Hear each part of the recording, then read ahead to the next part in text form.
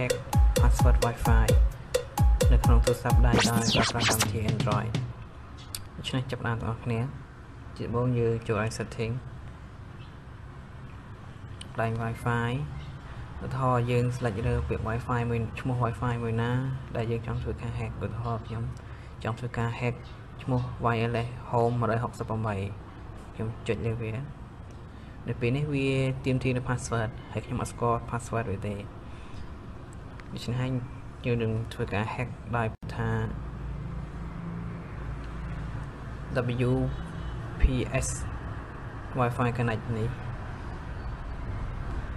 WPS Wi-Fi connect នេះយើងអាច download វានៅក្នុង Play Store ក៏បានដែរដោយសារតែខ្ញុំនេះបាន download ហើយដូច្នេះហើយខ្ញុំគាត់ open វាបើសិនជាបងប្អូនអ្នកទាំងអស់គ្នានឹងអត់ទាន់ធ្វើការ download អ្នកទាំងអស់គ្នាអាចធ្វើការ download បាននៅក្នុង Play Store ដោយសារតែខ្ញុំ download ហើយដូចខ្ញុំធ្វើការ open តែម្ដងសញ្ញានេះគឺមានថា scan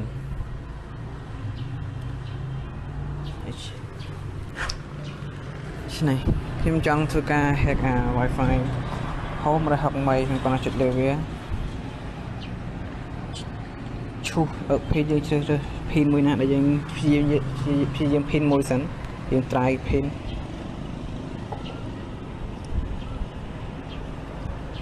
វាឲ្យ password មក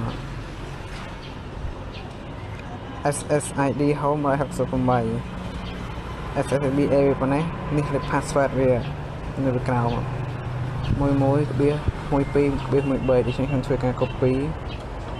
ខ្ញុំមកធ្វើការ pass នៅក្នុង Wi-Fi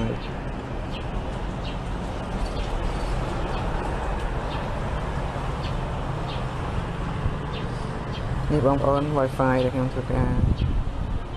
copy ហ្នឹងខ្ញុំធ្វើការ connect វានេះបងប្អូនសូមមើលគឺបាន connect សូមអរគុណសម្រាប់ការតាមដានវីដេអូនេះ